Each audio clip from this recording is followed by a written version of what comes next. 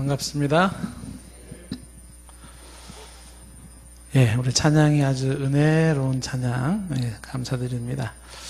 자, 우리 지난 시간에 이어서 우리 하나님의 속성에 대한 이야기를 좀 하도록 하겠습니다. 하나님의 속성, 우리가 하나님에 대한 거를 좀 생각을 하고 있는데요. 여러 가지 우리가 지금 얘기하고 있는 중에 하나님에 관련된 이야기, 하나님의 속성에 대한 이야기를 합니다. 하나님의 속성을 이제 크게 두 개로 나누었을 때 절대적 속성이라는 게 있었었고요. 절대적 속성.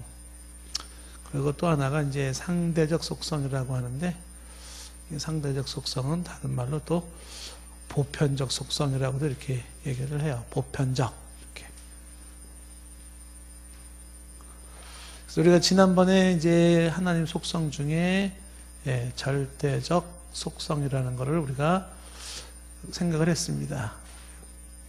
비공유적 속성이라 이렇게 얘기를 했는데, 속성은 그 하나의 존재를 결정하는 특성이라 그랬습니다. 그러니까 나무의 속성들이 있기 때문에 그게 나무가 되는 거고, 쇳덩어리는 쇳덩어리의 속성이 있기 때문에 쇳덩어리가 되는 거야. 플라스틱은 플라스틱이라는 속성이 있기 때문에 플라스틱이 되는 거고, 인간은 인간의 속성이 있기 때문에 인간이 되는 거거든요. 그러니까 속성이 그 존재를 말해주는 거다. 그러니까 하나님은 하나님의 속성으로 하나님이 이런 분이다라고 말할 수가 있는 거죠. 그랬을 때 하나님의 절대적 속성은 비공유적 속성을 이야기할 때, 이거는 이제 오직 하나님에게만 있는 속성. 그러니까 다른 피조물에게는 없어요. 오직 하나님에게만 존재하는 고유의 특성을 절대적 속성이라 얘기를 합니다. 그래서 어떤 게 있었나요? 자존성, 스스로 계시는 하나님. 존재의 원인이 없어요. 하나님은 모든 존재는 원인이 있지만 하나님은 존재의 원인이 없고, 모든 존재는 존재의 원인이 밖에 있는데 하나님은 존재의 원인이 당신 안에 있다. 그게 존재의 필연적 존재라는 어려운 용어를 많이 했습니다. 그 다음에 이제 절대성이라는 얘기를 했는데, 하나님은 절대적이다라는 거죠. 이걸 다른 말로 이제 독립성이라는 표현으로 썼습니다. 그러니까 하나님은 당신의 존재에 있어서 독립적이고 절대적이시고, 당신의 생각이나 당신의 지혜나 당신의 판단이나 결정이나 이런 모든 것들이 다 독립적이에요. 누구랑 의논하지 아니하고 타협하지 아니하고 스스로가 결정하시면서 행하시는 모든 것들, 그런 독립성이 절대성으로 이해가 되어집니다. 하나님, 다른 피조물들은 절대적이지 않죠. 거기가 상대적이지 않습니까? 그 다음에 이제 하나님의 세 번째가 이제 불변성을 얘기를 했는데, 변하지 않는다라는 것입니다. 불변성. 하나님은 영원부터 영원까지 변하지 않는 동일하신 분이시다. 존재의 변함이 없으시고, 목적의 변함이 없으시고, 그 다음에 당신의 약속의 변함이 없으세요. 완전하신 하나님을 말씀하고 있는 것입니다. 그래서 이 존재의 불변성에서 하나님의 신실성을 얘기를 한다. 하나님은 우리가 신뢰할 만한 분인 것은 당신은 말씀하신 것을 취소하거나 후회하지 않으시는 분이시기 때문에 그 말씀에 우리가 신뢰를 하고 말씀에 의한 우리의 행동이 이루어진다라고 하는 것입니다. 그 다음에 하나님에 대한 속성, 절대적 속성에서 무한성이라는 걸 말하고 있어요.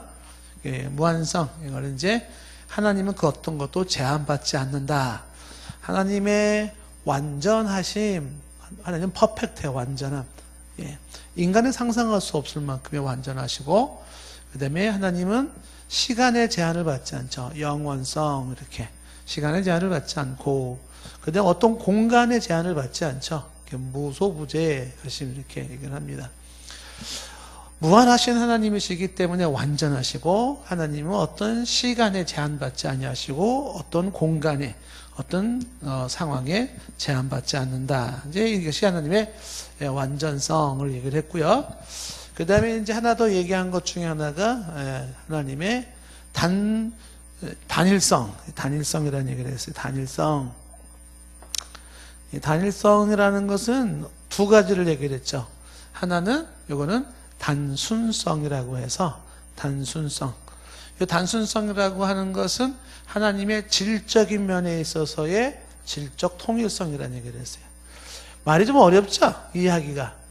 예, 그 다음에 이제 단수성이라고 이렇게 얘기를 할 때 단수성은 예, 수적인 면에 있어서의 단수성인데 수적인 통일성이다 이렇게.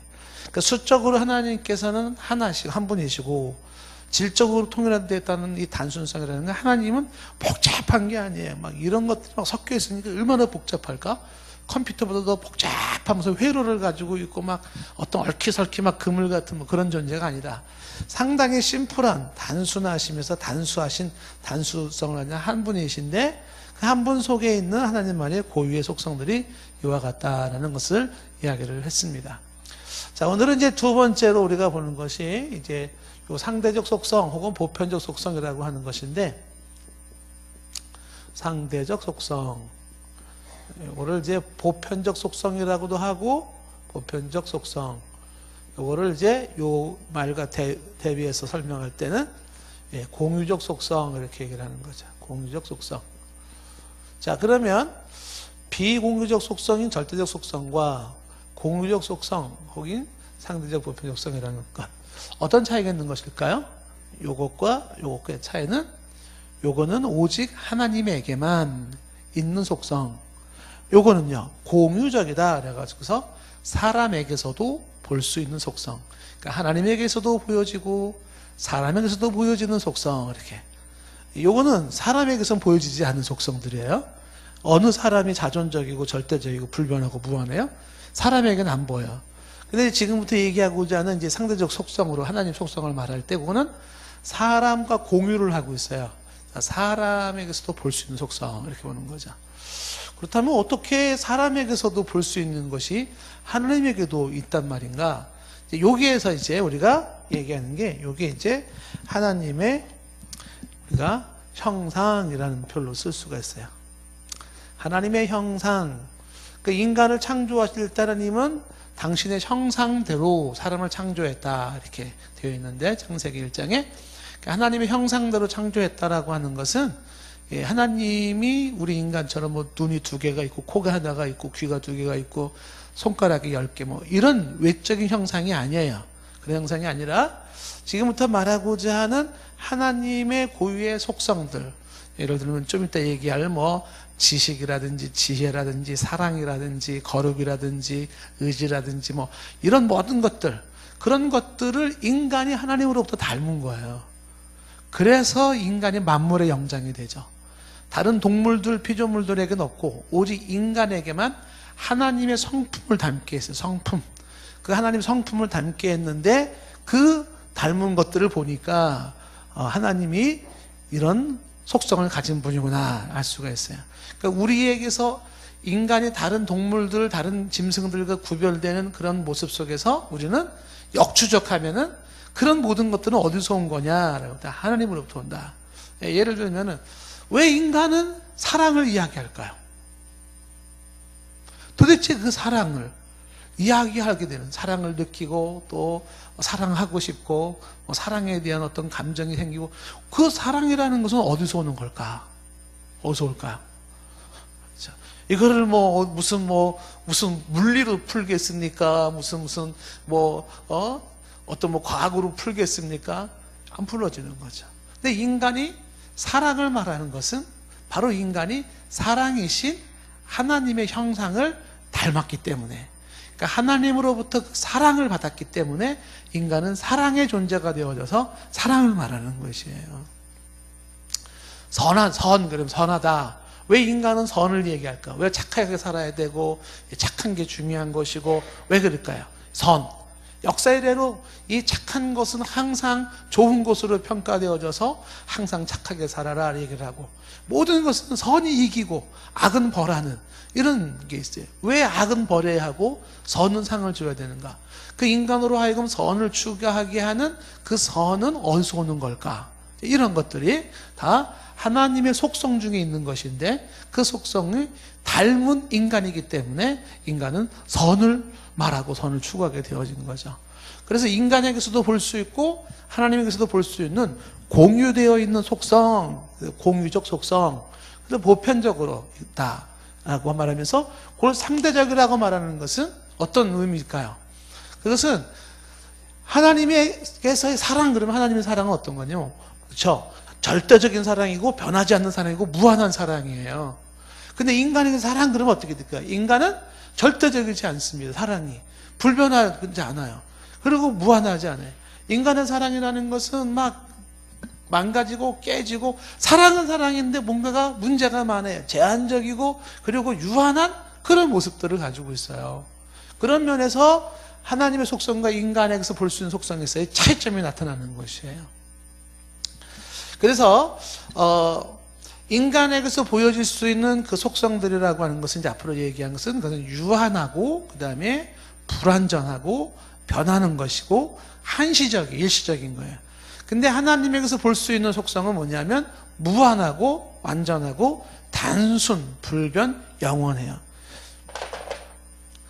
또 이거를 써주지 않으면 쓰지를 않아요. 꼭 써줘야지만이 써요. 이렇게. 참 묘해요. 그래서 친절한 선생님은 학생이 쓰기 좋게 이렇게 써줘야 돼요. 진도가 되게 늦게 나가지만은, 왜냐하면 안 쓰면 안 쓰는 거죠. 그러니까 지금 얘기하는 것이 뭡니까? 인간과 하나님의 차이점에서 인간에서 보여주는 속성과 그리고 똑같은 건데 하나님에게서 보여주는 속성의 차이를 얘기를 할 때, 인간에게서 보여주는 속성이라는 건 뭐예요? 그거는 유한한 속성이다. 사랑을 말하든 지식을 말하든 지혜를 말하든 뭐 선을 말하든 거룩을 말하든 모든 건 다 유한해요.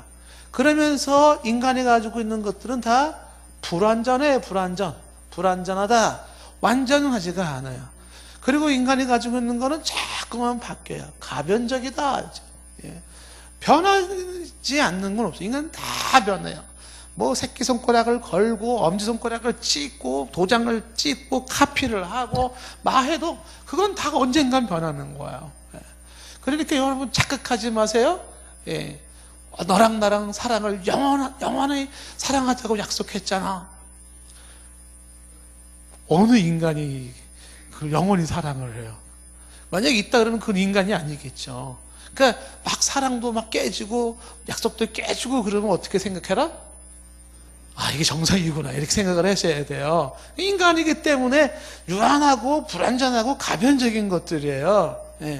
그리고 이런 것들은 인간에서 보이는 건 다 한시적이다. 그런데 비해서 하나님의 속성은 그 뭐예요? 무한해요. 사랑이 무한하고 지혜가 무한하며 지식이 무한하고 거룩이 무한하고 선하심이 무한하고 무한하신 거죠. 무한해요. 그리고 그 하나님의 속성은 불완전한 게 아니라 완전해요. 말한 것처럼 하나님의 속성은 변하지가 않아요. 불변해요.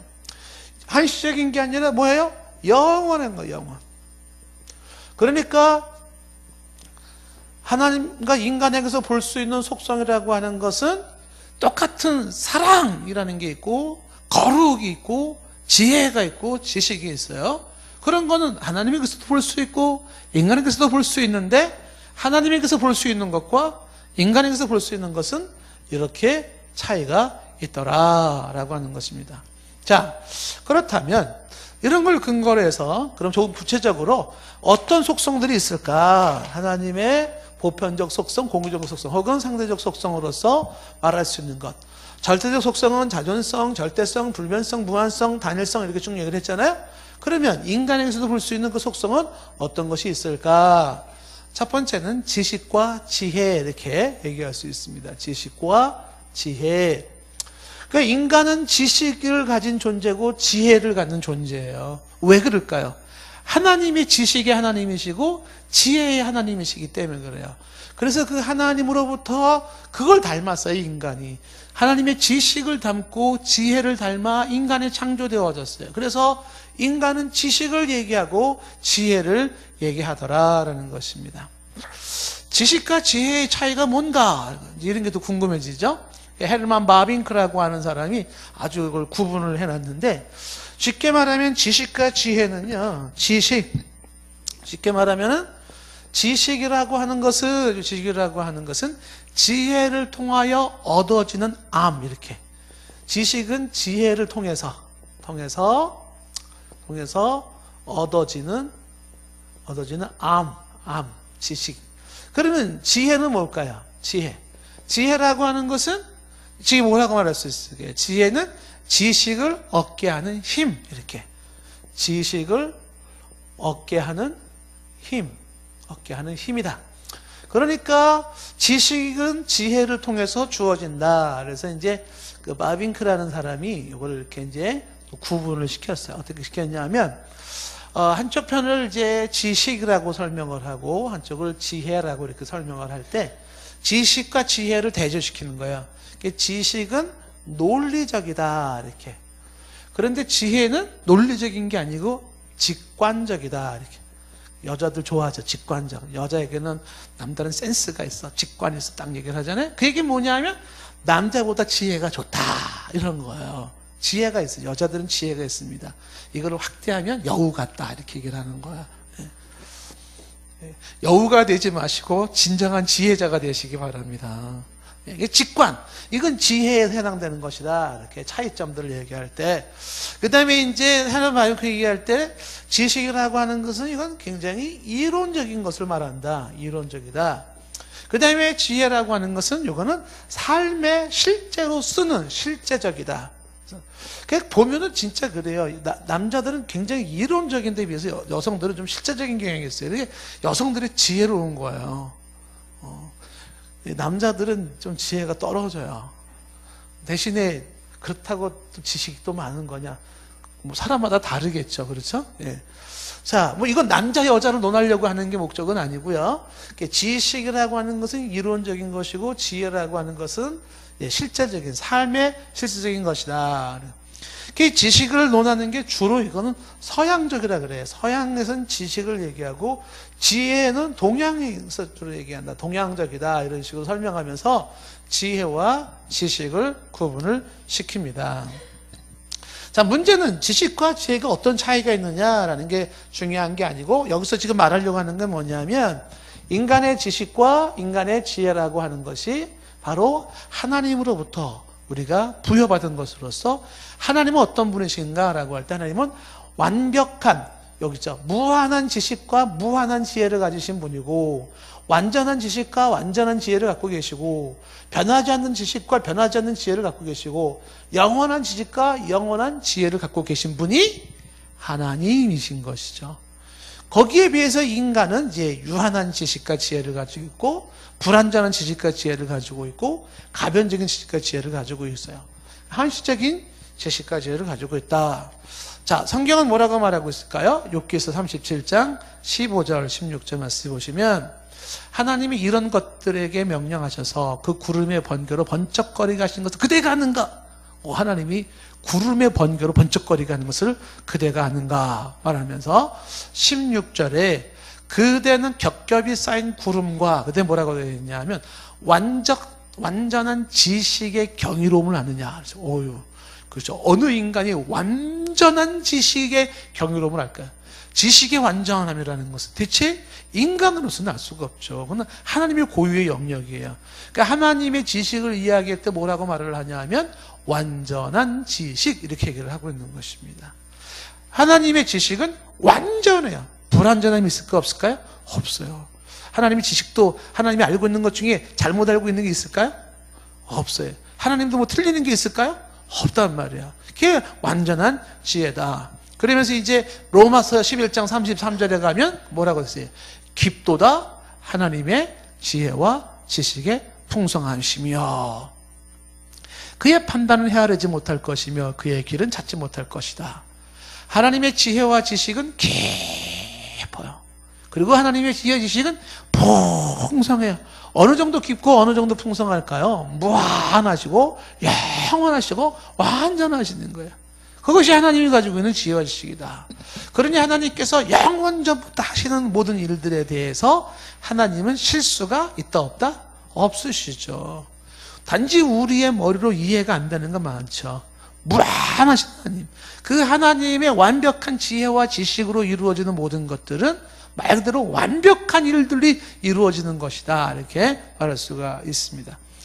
시편 139편에서도 뭐라고 말하냐면 시편 139편 1절에서 4절까지 보면 여호와여 주께서 나를 살펴보심으로 나를 아시나이다. 나를 아시는 이가 누구예요? 여호와가 아세요. 나를 아시나이다. 2절 말씀에 주께서는 내가 앉는 것도 아시고 일어서는 것도 아시고 멀리서도 나의 생각을 밝히 하시오며 생각을 밝히 하신대요. 우리들 머릿속에서 지금 무슨 생각을 했는지 밝히 하신다는 겁니다. 생각 다 들키셨어요, 여러분들. 예. 여러분들의 머릿속에 있는 거 모를 줄 알았죠? 하나님이 밝히 하셨어요. 밝히 하셨어요. 좋지 못한 생각 같은 거 있잖아요. 예. 혹시 그런 거 있으셨어요? 예. 하나님 앞에서 어머 실수 이렇게 잘못했어요 하나님 이렇게 빨리 회개하셔야 돼요. 하나님이 밝히 하시는 거죠. 그 다음에 3절 말씀에 나의 모든 길과 나의 눕는 것을 살펴보셨으므로 나의 모든 행위를 익히 하시오니 나의 모든 행위예요. 태어나서 지금까지 모든 행위를 하나님 모르시는 것이 하나도 없으세요. 미처 내가 몰랐던 것도 하나님이 아시는 거겠죠. 그렇죠? 4절 말씀에 다 같이 4절 시작. 여호와여 내 혀의 말을 알지 못하시는 것이 하나도 없으시니이다. 내가 내 혀에 하는 말 중에 알지 못하는 게 없어요. 그러니까 나를 아시고 나의 앉고 일어섬을 아시고 나의 생각을 밝게 하시고 나의 모든 행위를 아시고 나의 모든 혀의 말을 아시는 하나님의 그 아심이라는 것은 지혜를 말하고 있다는 것이죠. 그렇다면 이 지혜와 지식을 통하여서 우리는 뭐를 우리가 좀 더 응용할 수 있을까, 유추할 수 있을까? 자, 그래서 우리는 이 부분에 대해서 의의를 좀 둔다 그러면 어떤 의의를 둘 수 있냐면 첫 번째, 지식의 근본은 누구시다? 지식의 근본은 하나님이다라고 하는 것을 먼저 생각해 보셔야 돼요. 모든 지식의 근본은 하나님입니다. 잠언서 1장 7절에 이렇게 말씀했어요. 잠언서 1장 7절. 여호와를 경외하는 것이 지식의 근본이거늘. 그래. 미련한 자는 지혜와 훈계를 멸시해요. 하나님의 지혜와 하나님의 훈계를 멸시하죠. 여호와를 경외해야 돼요. 모든 지식의 근본은 왜? 그 지식은 여호와로부터 온 것이기 때문에 그래요. 그러니까 뭔가 사람이 공부한다 그러면 뭐부터 공부해야 될까요? 하나님에 대한 공부부터 하셔야 돼요. 인간이 태어나서 죽을 때까지 가장 기본적인 공부를 해야 될 게 뭐냐면 하나님 공부를 해야 돼요. 모든 지식의 근본은 하나님이 누군지 알고 하나님을 두려워하고 경외하는 것이죠. 하나님의 지혜와 훈계를 아는 것이에요. 그래서 이런 하나님에 대한 공부를 안 했다 그러면 뭐가 될까요? 하나님을 모르는 지식이라 그러면 그거는 정말로 엉터리 지식이 되는 거죠. 너무나도 유한한 문제가 있는 지식이 되는 거예요. 왜? 지혜와 지식의 원천이 하나님이시기 때문에 그런 게 되는 거죠. 잠언서 9장 10절 말씀에도 이야기하기를 뭐라고 했습니까? 여호와를 경외하는 것이 지혜의 근본이다. 좀 전에는 여호와를 경외하는 게 지식의 근본이라고 했잖아요. 지식의 근본. 근데 잠언서 9장 10절에서는 여호와를 경외하는 것이 지혜의 근본이시라. 그러니까 모든 지혜도 하나님을 경외하는 데서부터 이루어진다. 여러분, 똑똑한 사람 되고 싶습니까? 지혜로운 사람이 되고 싶습니까? 많이 알고 싶습니까? 여호와를 경외하십시오. 하나님을 경외하는 데서부터 지식의 시작이고 지혜의 시작이 거기서 나오는 거예요. 놀랍습니다. 이걸 좀 더 충분하게 여러분에게 좀 설명하고 싶은 마음도 있는데 하나님을 경외하여 하나님을 예배를 잘 드려요. 하나님을 제대로 예배하고 하나님을 제대로 섬겨요. 그때 그 하나님으로부터 주어지는 놀라운 지식들, 그때 하나님이 주시는 놀라운 지혜가 솔로몬 같은 지혜가 주어지는 거예요. 엄청난 지혜가 주어지는 것이죠. 그래서 지식의 근본은 하나님이다. 이것이 다를 말하면 지혜의 근본도 하나님이시다. 이렇게 우리가 생각해 볼 수가 있는 것이죠. 자, 그러면 이제 야고보서 1장 5절 말씀이 이해가 되실 거예요. 뭐라고 되어 있냐면 너희 중에 누구든지 뭐가 부족하거든? 지혜가 부족하거든 어떻게 해야 돼요? 모든 사람에게 후히 주시고 꾸짖지 않으시는 누구께 구하라? 하나님께 구하라. 지혜가 부족한데 누구한테 구해요? 하나님께 구하라. 왜? 모든 지식과 지혜, 이 지혜는 하나님으로부터 온 것이기 때문에 하나님의 지혜는 무한해요. 왜 인간은 지식을 말할까? 왜 인간은 지혜를 논할까? 그것은 하나님의 지식이 하나님이고 지혜의 하나님이신 그 하나님의 형상들을 지음받았기 때문에 그래요. 그렇다면 우리의 지혜는 어디서 찾는 게 제일 좋다? 하나님으로부터 찾는 게 제일 좋다는 거죠. 성경 말씀을 보시면은 성경 말씀이 하나님 말씀으로서 우리에게 엄청난 지식과 지혜를 주어주죠. 예. 세월이 흘러서 과학이 발달되는데 세월이 흘러서 어디로 가냐면 다시 성경이 뭐 원시적인 것이니 뭐 오래된 것이니 막 그러는데 돌아서 과학도 다시 어디로 가냐면 성경으로 와요. 아, 이 성경이 진리였다. 성경이 옳았다. 이렇게 되는 것이거든요. 그 성경이 하나님의 말씀이 바로 지혜와 지식이신 하나님으로부터 주어진 것이기 때문에 그래서 지식을 구할 때 하나님 경외함으로 지혜를 구할 때 하나님을 경외함으로 그리고 하나님께 기도하면서 간구하는 거죠. 주여 내게 지혜를 주시옵소서. 예. 여러분 지혜가 좀 필요해요? 안 필요해요? 살아가는데? 얼마큼 필요해요? 요만큼 필요하세요? 하늘만큼 땅만큼? 네, 저도 그래요. 저도 제가 기도할 때마다 늘 기도하는 게 뭐냐면 정말 하나님 앞에 지혜를 구해요. 주여 무엇이 선이고 무엇이 악인지 분별하게 해주시고 무엇이 먼저이고 무엇이 나중인지 무엇이 귀하고 무엇이 귀하지 않은 것인지 이런 것들에 대한 분별하고 선별하고 그리고 판단하고 하는 이런 모든 것들이 지혜가 있어야 돼. 지혜가 가끔 가다가 너무 지혜가 없는 것 같아. 그러다 보니까는 실수가 많아요. 잘못 선택해요. 우선순위가 막 뒤죽박죽이 되기도 하고 덜 중요한 것 때문에 더 중요한 걸 잃어버리기도 하고 그리고 뭔가가 지금 더 먼저 해야 될 것과 나중에 해야 될 것도 구분이 안 되는 것이에요. 이게 아주 혼란스러워지는 것이에요.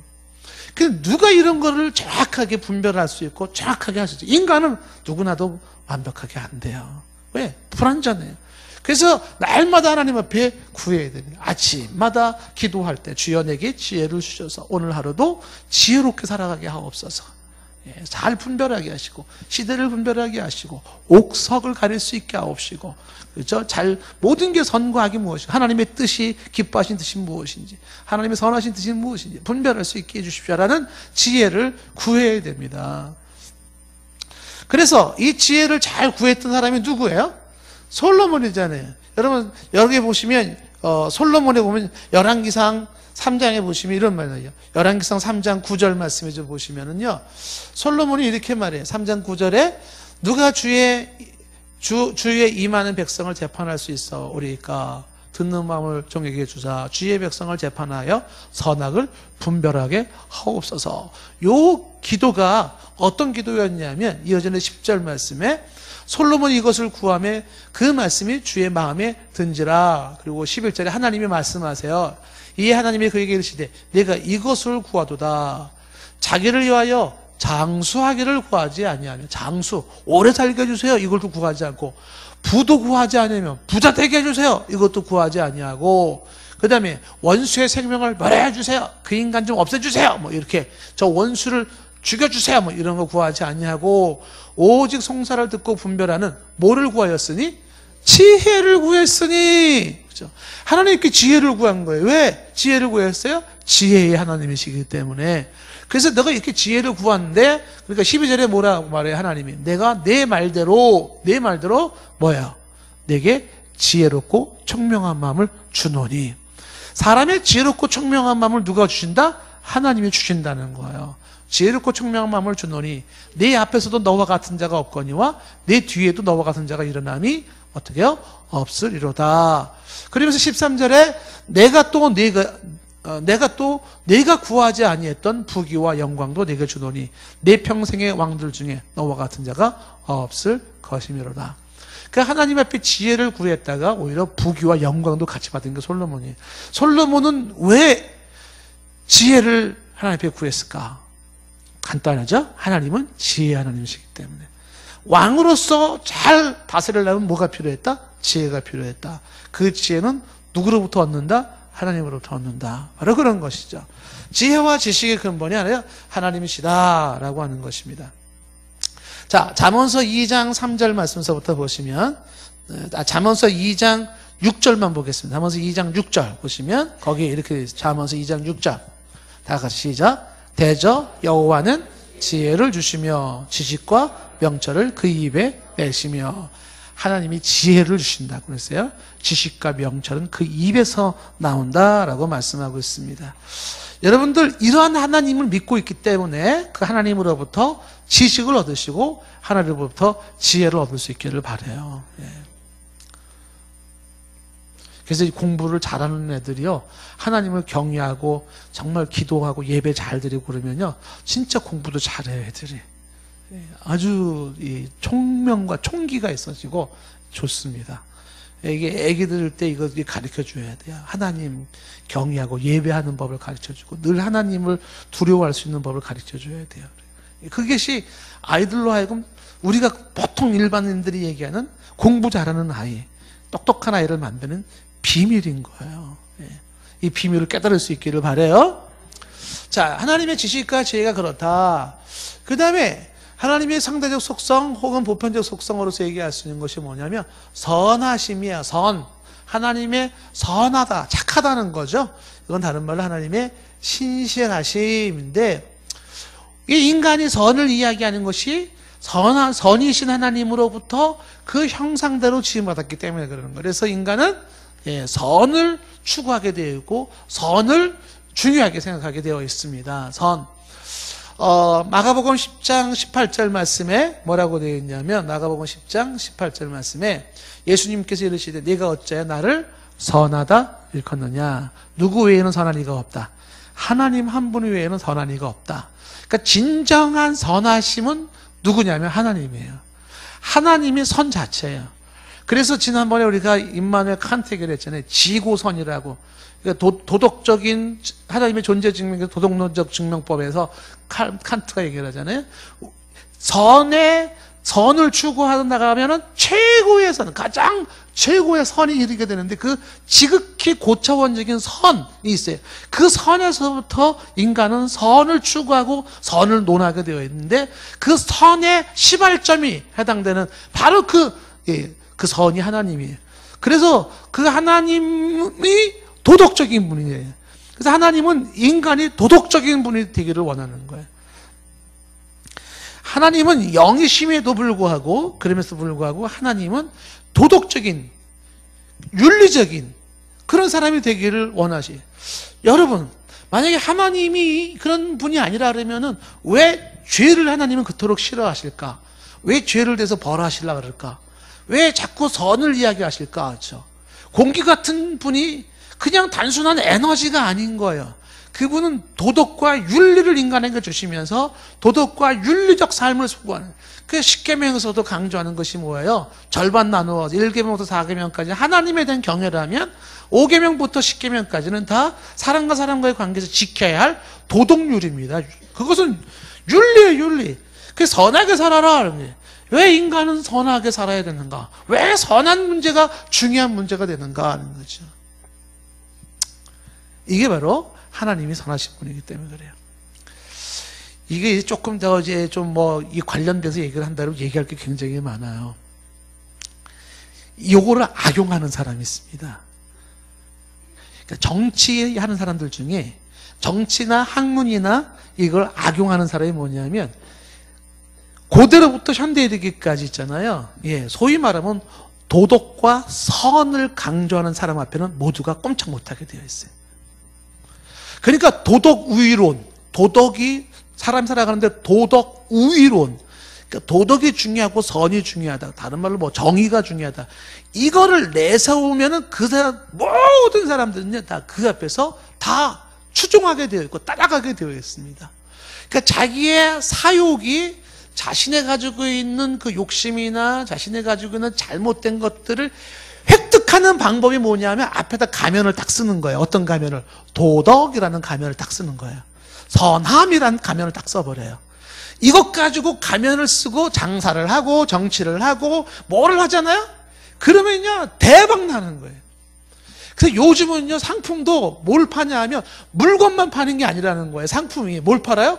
상품과 함께 선을 팔아요. 선. 그래서 이 물건을 사주시면 사주시면은 불우이웃에 얼마가 쓰여집니다. 이렇게 팔 때 팔리는 거예요. 그러니까 이제는 물건만 파는 게 아니라 물건과 함께 선도 팔아줌으로써 그 물품이 잘 팔려간다. 그래서 이 선을 빙자하여서 장사하고 선을 빙자하여서 정치를 할 때 대단한 재미를 보는 거예요. 순수하지 못한 사람들이 악용하는 것이지. 그러니까 이왕이면 불우이웃 돕기 한다는데, 그렇죠? 예를 들어서 우리 카페에다가 포스터를 딱 붙여놨어요. 여러분의 커피 한 잔이 아프리카에 죽어가는 난민에게 신발 하나를 줍니다. 다 이렇게 뭐 동정심을 탁 하고 막 굶주린 아이 하나 탁 이렇게 그려놓고 말이죠. 그러면 야야야 이왕이면 그냥 피플 가서 사 먹어. 거기 그거 사면 거기 이득에 뭐 얼마는 그쪽에 쓴대. 제품이 이렇게 나가는 거죠. 왜 사람들이 이 선과 왜 이 도덕이라고 하는 뭔가 이런 것들을 왜 덜먹덜먹거릴까 하지? 그 인간은요, 선을 추구하게 되어 있고, 인간은 도덕을 추구하게 되어 있어요. 그래서 영화를 보거나 소설을 보거나 거기다가 뭐예요? 상선벌악이에요. 선은 상 주고 악은 벌하게 되는, 선이 이기게 되어 있는 것입니다. 이런 선에 대한 동경, 선에 대한 추구는 왜 주어진 것일까? 왜 인간은 선을 말할까? 하나님이 선하신 분이시고 그 하나님의 선하심을 인간이 닮았기 때문에 그런 거예요. 그럼에도 인간의 선은 어떻다? 예, 바로 유한하고 불완전하고 가변적이지만 바로 그 선이 바로 그런 것이다 라고 하는 것입니다. 그래서 하나님은 지금 선하다. 그러니까 여기서도 우리가 지금 볼 수 있는 의의가 어떤 거를 볼 수 있을까요? 첫 번째는요, 모든 윤리의 기준은 어디서 찾아야 될까? 우리가 성경적으로 윤리적 기준은 바로 하나님에서부터 찾는 거죠. 윤리적 기준뿐만 아니라 윤리적 근거, 이것도 하나님에게서 찾는 것이다. 그 다음에 어떻게 인간은 이 도덕적인 선한 삶이 가능할까? 예, 윤리적 삶의 가능성은 어디서 오는 걸까? 이것도 선이신 하나님으로부터 주어진다라고 하는 것입니다. 하나님께서는 기본적으로 만유를 향하여서 선대하신다. 하나님 모든 것들을 선대하시는 게 기본적인 마음이에요. 예를 들면 시편 145편 말씀에 보시면 이런 말씀입니다. 145편 8절 말씀에 말을 하기를 여호와는 은혜로우시며 긍휼이 많으시며 노하기를 더디하시며 인자하심이 크시도다. 그러면서 9절에 이야기하기를 여호와께서는 모든 것을 선대하시며 선하게 대하신다. 착하게 대하신다. 이 기본적인 거예요. 그 지으신 모든 것에 긍휼을 베푸신다. 왜 선대하셨을까요? 하나님은 선하신 분이시기 때문에 그렇다는 것입니다. 16절 말씀에도 건너가면 시편 145편 16절에 보면 손을 펴사 모든 생물의 소원을 만족하게 하시도다. 소원을 만족해 하시는 하나님의 모습은 기본적으로 선하게 하신다. 그렇다면 여러분들 이 말씀도 이해할 수 있겠죠. 로마서 8장에 나와 있는 말씀처럼 모든 것을 합력하여 선을 이룬다. 선을 이룬다. 그러니까 하나님께서는 궁극적으로 이루어나가는 게 뭐냐면 선을 이루어나가시는 것이다. 이렇게 이해하시면 됩니다.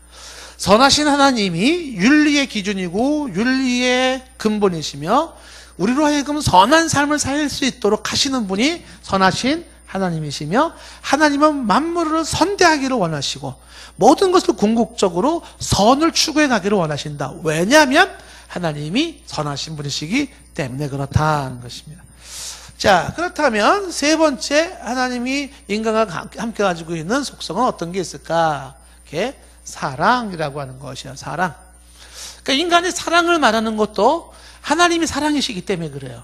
그래서 사랑이신 하나님으로부터 우리가 닮았어요. 그 형상을 닮아서 우리가 인간은 사랑을 먹고 사랑을 말하는 존재가 되어졌다.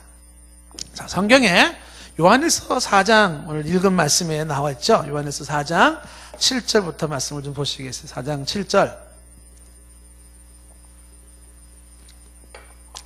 사랑하는 자들아, 우리가 뭐 하자? 왜 우리가 서로 사랑하자 그랬을까요? 사랑은 어디에 속한 것인데? 하나님께 속한 것이니 사랑한다는 것은 곧 뭘 말하는 거냐면 이 사람은 하나님께로부터 나서 하나님을 아는 것을 말하는 거예요. 하나님께 난자 맞네. 하나님을 알고 있네. 어떻게? 사랑하는 모습 속에서. 왜? 하나님은 사랑이시기 때문에. 8절 말씀에 그런데 사랑하지 않는 자가 있어요. 그런 자는 뭐예요? 하나님을 알아요? 몰라요? 모르는 자입니다. 이는 하나님이 사랑이시기 때문에. 그래서 사랑이신 분이기 때문에 그분으로부터 난 사람은 사랑을 하려고 하고, 사랑하려고 한다는 것은 그 사랑이 완벽한 사랑, 이 사랑이 아니에요. 사랑하려고 하는 기본적인 모습이죠. 여전히 인간은 유한한 사랑을 해요. 그러니 기본적으로 사랑하려는 마음을 갖는다. 그래서 사랑하지 않는 것은 하나님께서 난 자가 아니에요. 하나님은 사랑이라. God is love. 하나님은 사랑이심이라. 그게 분명하게 하나님의 속성을 말하고 있죠. 9절 말씀에 하나님의 사랑이 우리에게 이렇게 나타난 바가 되었어요. 어떻게 나타났습니까? 하나님이 자기의 독생자를 세상에 보내시면 그로 말미암아 우리를 살리려 하심이라. 이것이 말하고 있는 것이죠. 그래서 10절 말씀에 뭐라고 얘기했어요? 사랑은 여기 있으니 우리가 하나님을 사랑한 것이 아니라 하나님이 먼저 우리를 사랑하사 우리 죄를 속하기 위하여 화목제물로 그 아들을 보내셨습니다. 로마서 5장 7절 말씀이잖아요. 그렇죠? 우리가 아직 죄인 되었을 때 그리스도께서 우리를 위해 죽어주심으로 하나님 우리에 대한 당신의 사랑을 확증하셨느니라 하는 말씀이잖아요. 11절 말씀에 사랑하는 자들아, 하나님이 이같이 우리를 사랑하셨은즉, 이같이 우리를 사랑하셨은즉 우리도 서로 뭐하는 것이 마땅하다? 사랑하는 것이 마땅하도다. 12절 어느 때나 하나님을 본 사람이 없지요. 그런데 만일 우리가 서로 사랑하면 하나님이 우리 안에 거하시고 그의 사랑이 우리 안에 온전히 이루어지느니라. 그래서 인간은 하나님으로 청상을 받은 사람으로서 인간은 어떻게 해요? 사랑을 해야 되는 존재예요. 사랑. 그런데 아까 말한 것처럼 사랑에 목말라 있는 우리들의 모습이고, 사랑을 해야 된다는 필연성이 있고, 사랑받고 싶고 사랑하고 싶어요. 그런데 그 모든 것들이 어떻게 유한하고 불완전하고 가변적이 한시적이에요. 그렇다면 어떻게 해야지 좀 더 제대로 된 사랑을 할 수 있을까? 어떻게 해야지 좀 더 풍성한 사랑? 어떻게 해야지 좀 더 바른 사랑을 할 수 있을까? 그것도 지혜를 주시고 지혜를 주시는 하나님으로부터 배워야 되는 거겠죠. 그렇죠? 예. 여러분 지금 이제 우리 그 책이 있잖아요. 아직도 가야 할 길. 제가 보면 이제 그 저자가 얘기하는 것 중에서 책에서 한 파트가 사랑에 대한 얘기를 해요. 제가 늘 얘기했던 에릭 프롬 얘기를 비슷한 얘기를 많이 해요. 근데 그분이 이야기하는 것 중에 하나를 이렇게 얘기해요. 이분이 이제 그 정신과 의사거든요. 정신과 의사로서 자기가 수많은 환자를 달아봤어요. 이분은 진단 중에 하나가 뭐냐면 모든 정신질환들 있잖아요. 정신질환들. 뭐 우울증을 낳는다든지 뭐 공포감에 떤다든지 뭔가 막 자신감이 없어 한다든지 그 정신적 질환의 이유가 사랑 결핍. 여러 이유가 있을 수가 있는데 그 중에 하나가 뭐냐면 결정적인 게 사랑받지 못해서 생기는 그것이 정신적 질환으로 나타나는 거예요. 막 공포감에 떤다든지, 막 우울해 한다든지, 막 슬퍼한다든지. 사랑 결핍이에요, 사랑 결핍. 특히 어릴 적에 제대로 된 사랑을 받지 못한 사람일수록 성장해서 나타나는 게 정신질환으로 나타난다는 거예요. 그분 얘기한 게. 이 얘기는 바꿔 얘기하면 그 정신질환을 치료하는 길이 뭐예요, 그러면? 사랑 주는 거라는 거예요. 사랑을 주는 거예요. 그래서 이분은요, 정신과 의사도 뭐, 때로는 뭐 약물 치료도 하고 하지만은 이분은 자신이 환자를 치료할 때 가장 결정적인 치료약이 사랑이라는 걸 알아서 의사가 환자를 사랑해요. 진심으로.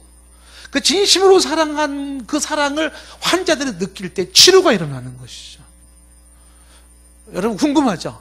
그 사람은 환자를 어떻게 사랑할까요?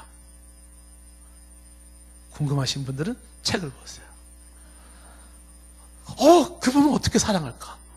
의사가 환자를 사랑하는데 진심으로 사랑해요. 이게 고객으로 대하는 게 아니라 이분은 자신이 경험을 하는 거예요. 수도 없는 경험을. 진짜 사랑을 하니까 이것만큼 좋은 약이 없다는 거예요. 근데 그 진정한 사랑을 이 정신질환을 앓고 있는 사람은 받을 데가 없어요.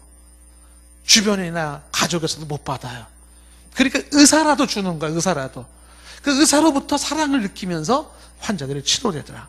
이런 것들도 다 왜 그러냐? 인간은 사랑의 존재예요.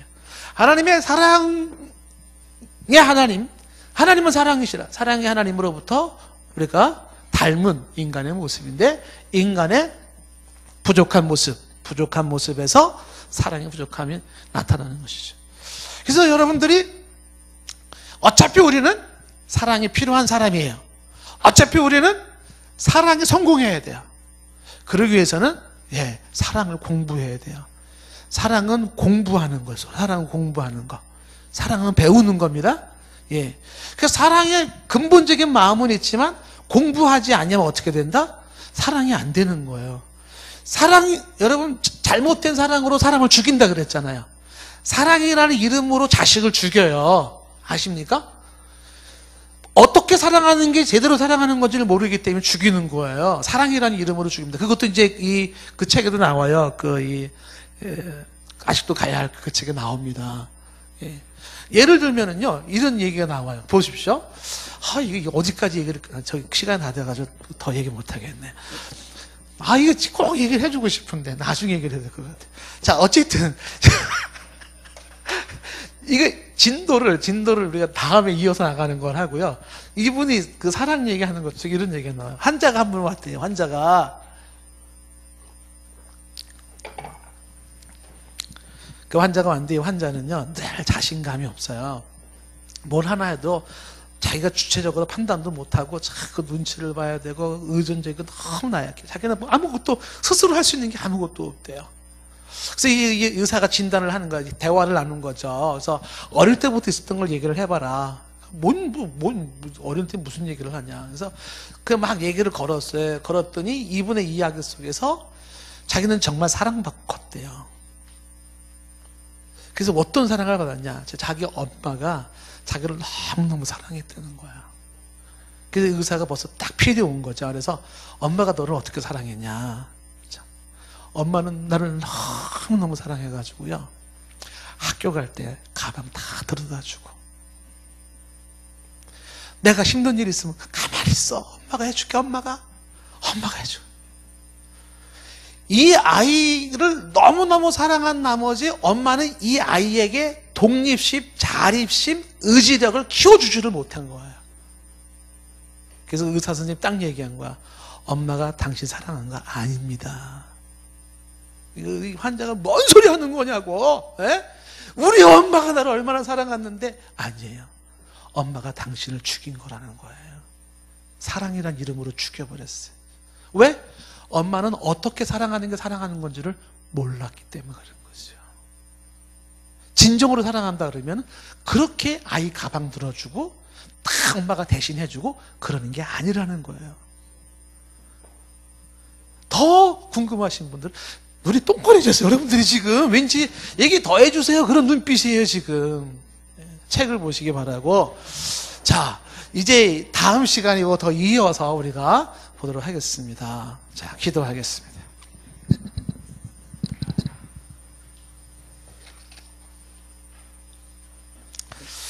하나님 아버지,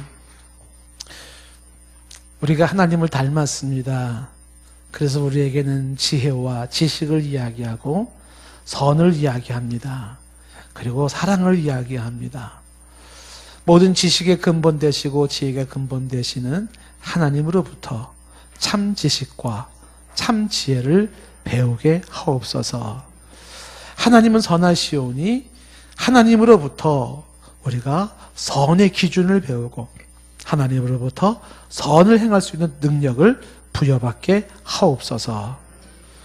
우리가 사랑해야 될 사람이고 사랑이 너무너무 중요한 건데 사랑이신 하나님으로부터 또 사랑을 배우고 사랑을 공부할 수 있는 또 우리에게 기회와 그런 마음가짐을 허락하여 주시옵소서. 어떻게 사랑하는 것이 정말 사람을 제대로 사랑하는 것인지 그것도 저희들이 배울 수 있기를 원합니다. 하나님을 닮은 사람으로서 하나님이 원하시고 정말 하나님을 닮은 형상이 제대로 나타날 수 있도록 주여 우리에게 은혜를 베풀어 주시옵소서. 예수님의 이름으로 기도드리옵나이다. 아멘.